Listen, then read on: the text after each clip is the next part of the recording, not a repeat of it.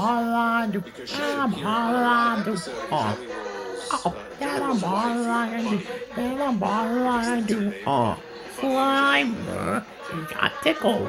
He got freaking tickled by All Luigi. right. And Anyway, she he was on kisses the Bonnie people on the Roll's podcast, I cheek. guess, Oh, and it turns out that The oh, Rock's oh, agent, Brad oh, Slater, that was I'm also there. Orlando, And that Jelly I'm Roll asked him, how come Orlando. WWE hasn't brought Paige back yet? And one thing led to another, Oh, and that led to a meeting yeah. between Paige and Nick Khan. She said, so he calls Nick, and within 30 minutes, Nick had said, sure, let's get a meeting with him.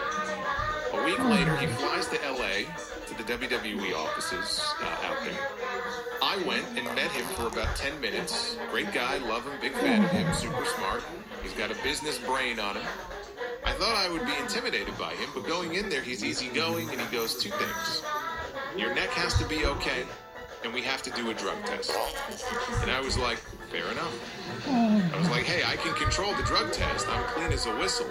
And so I was like, I don't know how my neck has been. It's been a few years since I got it checked. The last time I got it checked, it was perfect. So I'm not really concerned about it. So the next week I fly to Birmingham. And she also talked about in the interview how she's 8 years sober now. She's at her first stint in WWE. It was a bit of a mess. She failed a bunch of drug tests.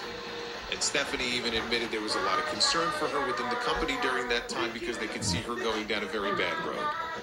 And the neck issues are ultimately what led to her not being medically cleared. That's why they had her as a general manager, and she was a manager for a while.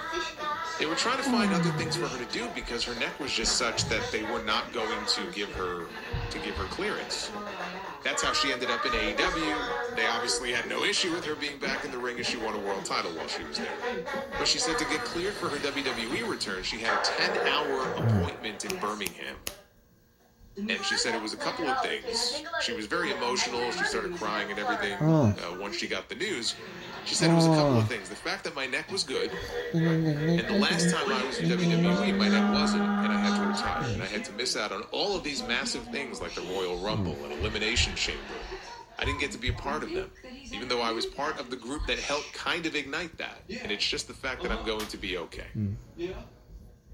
So she entered into contract negotiations for her return, and Nikki Bella happened to get hurt.